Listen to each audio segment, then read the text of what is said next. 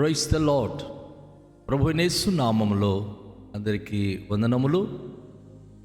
అందరికీ క్రిస్మస్ శుభాకాంక్షలు తెలియచేస్తూ ఈ దినము అపోస్తుల కార్యముల గ్రంథము 7వ అధ్యాయము 44వ వచనం నుండి 53 వచనాల వరకు ధ్యానించడానికి ప్రేమతో ఆహ్వానిస్తున్నాను.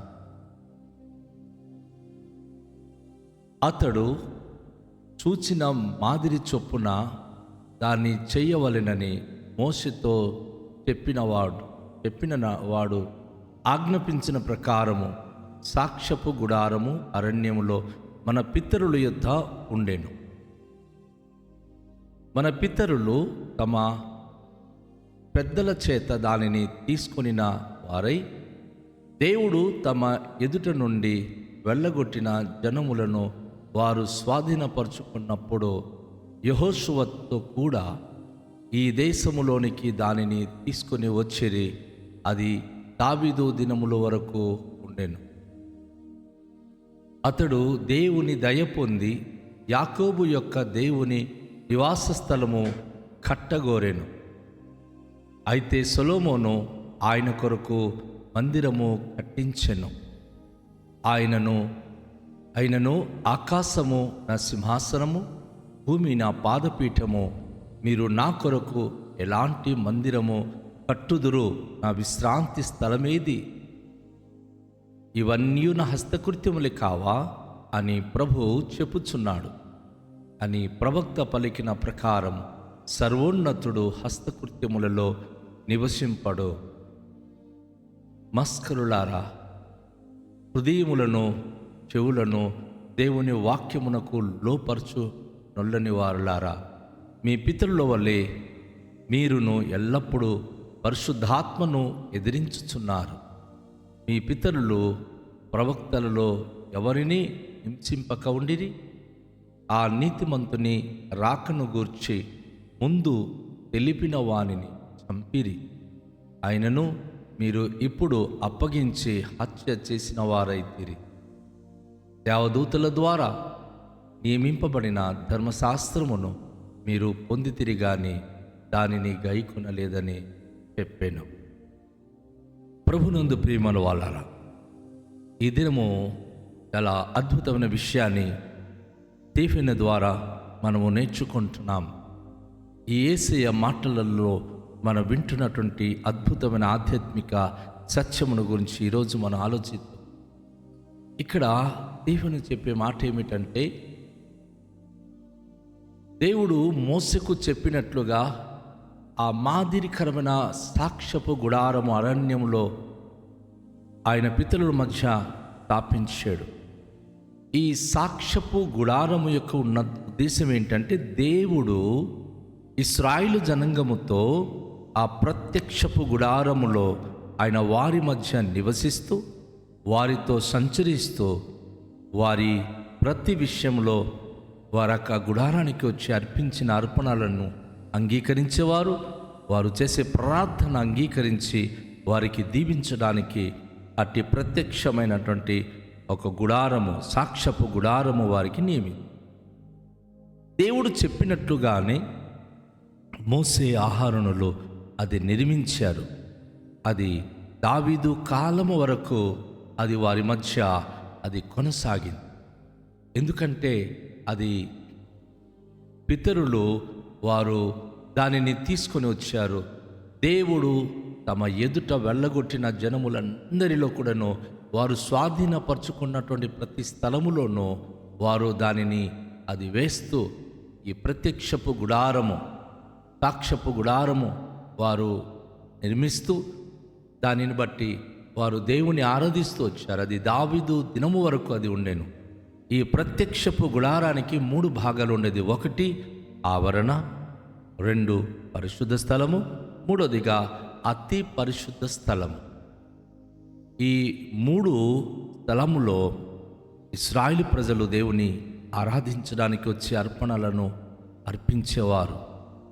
అతి పరిశుద్ధ స్థలములో దేవుని యొక్క మందసము, ఆ మందసపు పెట్టెలో వారు కొన్ని దేవుడు వారికి నియమించిన మన్నను, అలాగే వారు దేవుడిచ్చినటువంటి ఆ రాతి పల్లకల్లో 10 ఆజ్ఞల పలకను, అలాగే అహరోను చేతికర్ర, చిగిరించిన చేతికర్ర నుంచి వారు దేవుని కరుణ పీఠము ఆ పెట్టి పైన ఉండేటట్లుగా బంగారముతో చేయించుకున్నటువంటి దేవదూతలు ఆ పైన నిలిచినట్లుగా వారు దానిని చేసి, వారు దానిని బట్టి తమ జీవితంలో దేవుడు వారితో ఉండేవారని వారు ఎంతగానో వారు దానిని అనుసరించి జీవించేవారు. అతడు దేవుని దయ పొంది యాకోబు యొక్క దేవుని నివాస స్థలమును కట్టగోరాడు. అయితే సొలొమోను ఆయన కొరకు మందిరమును కట్టించాడు.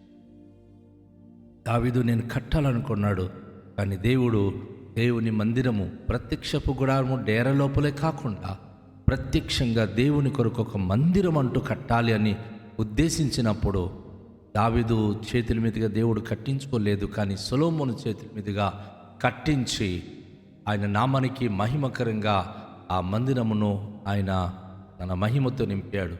దావీదు కట్టాలనుకుని ఉద్దేశించినప్పుడు ప్రభు అంటాడు, ఆకాశమున సింహాసనము, భూమిన పాదపీఠము, మీరు నా కొరకు ఎలాంటి మందిరములు కట్టుదురో, నా విశ్రాంతి స్థలం ఏది అని ఆనాడు దావీదునకు ఆయన ప్రశ్నిస్తూ, ఇవన్నీ నా హస్తకృత్యములు కావా అని ప్రభు దావీదుతో తెలియజేశాడు.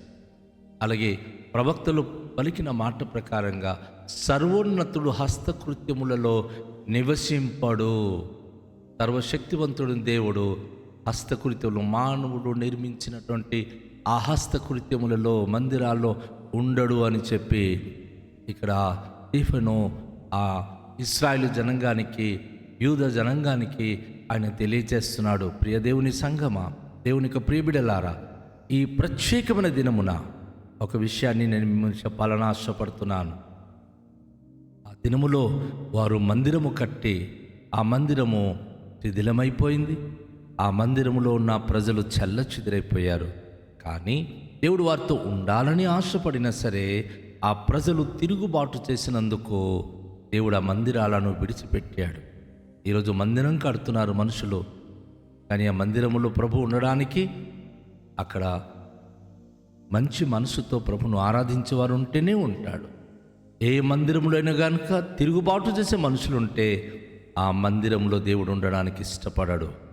ఈరోజు మనం చూస్తున్నటువంటి మందిరాలలో దేవుడు ఉంటున్నాడా అంటే వాస్తవానికి ప్రభువైన యేసుక్రీస్తు వారు అద్భుతమైన మార్పు చేశాడు. ఏంటంటే ప్రజలు పాపం చేస్తూ దేవుని విరుద్ధంగా జీవించినప్పుడల్లా దేవుడు వారికి విడిచిపెట్టి వెళ్ళిపోతున్నాడు, వారికి తన సన్నిధి దూరం చేస్తున్నాడు. కనుక ఈ అంచె దినములలో తన కుమారుడైన ప్రభువైన యేసుక్రీస్తుని ఈ లోకానికి పంపించాడు. ఆయన మానవుని యొక్క పాపరోత బ్రతుకును పరిశుద్ధంగా మార్చి ప్రతి మానవుని హృదయమే తనకు దేవాలయంగా, మందిరంగా ఆయన చేసుకొని ప్రతి మానవుని హృదయంతరంగంలో ఆయన నివసించడానికి ఇష్టపడుతున్న వాడై ఉన్నాడని ఈరోజు మనం గ్రహించవాలెనో. మానవుని హస్తకృత్యములైనటువంటి ఈ సిమెంటు, ఇటుకలతో కట్టబడిన మందిరములో ఆయన ఉండడు. కానీ దేవుడు తన చేతుల మీదుగా నిర్మించిన మానవుడైన నీవు, నేను, మనము మన హృదయాంతరంగములో ఆయన నివసించడానికి ఇష్టపడుతున్నాడు. అందుకే అపోస్తలుడైన పౌలు ద్వారా ఒక మాట ప్రభు అంటాడు, మీరు దేవుని ఆలయమై ఉన్నారని, దేవుని ఆత్మ మీలో నివసించుచున్నాడని మీరు ఎరుగరా అని. ఎస్, ప్రతి మానవ జాతి హృదయాంతరంగములో దేవుడు నివసించడానికే తయారు చేశాడు. ఒక మాట, ప్రతి మనిషి ఇక్కడ ఏ మతము, ఏ కులము అని ఎంచక కనపడుతున్న ప్రతి మనిషి తనలో 3 భాగాలు కలదు కదా. ఒకటి కనబడుతున్న శరీరము, ఆ శరీరానికి నడిపించేటటువంటి జీవము, ఆ శరీరానికి, ఆ జీవానికి మరి లోపల ఉండేటటువంటి ఆత్మ, అది దేవుడు నివసించేటటువంటి దేవాలయం.